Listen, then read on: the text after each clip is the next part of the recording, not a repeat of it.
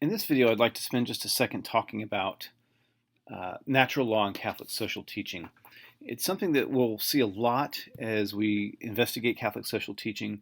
It's an important concept, so let's talk a little bit about what it is, just so you have a sense as you're reading through these texts this semester, what you're actually getting at. The first place it appears is in the very first encyclical on Catholic social teaching, Rerum Novarum, in 1891. And here I've just highlighted one section, section 11, from Rerum Novarum, and I've hit a couple places in red where you see this idea that there's something about the careful study of nature, that there's laws of natures, that private ownership in this case is in conformity with human nature, and that these principles derive from the law of nature, their binding force. And then there's also this idea of divine law. So when you see something about the law of nature, the careful study of nature, what you're getting is this idea of what's called the natural law. And it appears time and time again in Catholic social teaching, and we'll talk a bit about why later. But let's just figure out what the natural law is. So here's a couple definitions that one guy will give us. It's pretty helpful. The notion of objective morality based in human nature, or a group of theories that emphasize the objectivity of morality, which is to say that there are at least a subset of moral norms that are not merely the products or creations of subjective viewpoints or to be judged by subjective intentions, but based in human nature, the nature of society or evolving nature. That is, there's objective laws to the universe. Certain things that we should do and should not do. And not all law then is just something that humans make up, that there are some things that are universal, and we can know those just by looking at human nature and thinking carefully about those and reasoning about those. We can reason what those are. Now, the problems with natural law, the issue with natural law, are two questions that naturally arise. One, is there actually such a thing as natural law? If so, where does that come from? How do the laws of nature, moral laws of nature work? And then the second issue is as well, if the natural law does exist, well, what are the laws? So let's look a little bit about the background of natural law to begin with. It's not a complete Christian idea. You'll see some of this in Plato and Aristotle, but the Stoics really fully developed this idea of natural law. And Cicero, the Roman philosopher, gives you this nice quote. Here's an abridged version of it. It says, "True law is the right reason, conformable to nature, universal, unchangeable, eternal, whose commands urge us to duty and whose prohibitions restrain us from evil. This law cannot be contradicted by any other law and is not liable either to derogation or abrogation. He who does not obey it does violence to the very nature of man." So the natural law has something to do with being a human being. Now in the Bible, a lot of this comes up. In fact, one way of even looking at the Ten Commandments is in some sense those, especially the last 6 or so, are primarily forms of natural law. Do we really need God to tell us that it's not good to steal or not good to lie and so on? But the really important verse is from Romans 1, verses 18 to 23, where the Apostle Paul says, "The wrath of God is indeed being revealed from heaven against every impiety and wickedness of those who suppress the truth by their wickedness. For what can be known about God is evident to them, because God made it evident to them. Ever since the creation of the world, his invisible attributes of eternal power and divinity have been able to be understood and perceived in what he has made.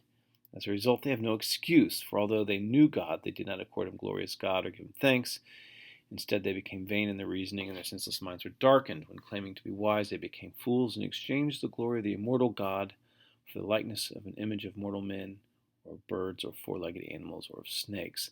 What Paul's saying here is that God exists is actually knowable to us just by looking at the world around us, and that there's morality known to us is also a part of something that was actually created. So when people do things, in this case he's talking about idolatry, when they do things that are wrong, they have no excuse because they should have known just by the laws of nature that these are things that they should or should not do. Now, where this really gets developed is in Thomas Aquinas. In his Summa Theologia, he spends some interesting time talking about this. But he doesn't just talk about natural law. He actually talks about 4 kinds of law. Let's just talk about those first, and then we'll hone in on the natural law. He says, first of all, there's just this eternal law, and that is God himself. That is God who creates and understands everything and the way things are. God is his own law. There's this natural law, which is actually a participation. It partakes in the eternal law. And as he says, it's an inclination to goals and actions in human life. There's a third kind of law, which is human law. These are things on particular matters. You might think of things like the speed limit. Of course, it's just a human law. It's not an eternal law. It's not a natural law. It doesn't have anything to do with theft. Speed limits are random, right? They're just something that humans decide based on best practices. How much we pay in taxes is a particular matter, and so on. And then the fourth kind of law is a divine law, and this is law that's essentially oriented toward our salvation, that tells us what we have to do to get to heaven, if you will. And it's also help us know exactly what things we should not do. So there are certain laws, so God gives those laws to us so we know exactly what not to do. So 4 kinds of law. But the natural law in Aquinas, first of all, he says it's something appointed by reason. That is, the natural law is something we can reason about and is given to us as a form of reason by God. And the first rule, the first precept, is really simple. Good is to be done and pursued, and evil is to be avoided. In other words, if we know something is good to do, well, not only should we do it, we should pursue doing it. Education is a good example. Okay? If we know that something is intrinsically evil, we should avoid it. We shouldn't do it. It's a pretty straightforward rule. And if you think about it, that's basically all our moral law reduces down to this. We should do good things and avoid evil things.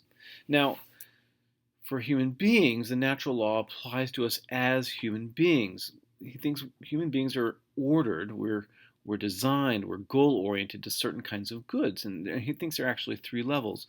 First, just like every other creature in the universe that lives, our first human good is to live, to exist. And so we have a natural inclination to preserve ourselves, to try and live. Just like every other animal on the planet, even every other plant, we just want to live. So this is a natural good for people to be able to live. A second one, which is something we share with animals, is we try and propagate the species, right? We have a natural inclination to reproduction, and then to raising our children, and then to teaching our children and training our children so that they can go on. This is just a law of nature. This is what every creature does. It gives birth, and it reproduces, and then it teaches its next generation as it goes on. So those are things we share with just plants and animals and so on. But the third inclination of human good is, first of all, to know the truth and know the truth about God, and then live into society.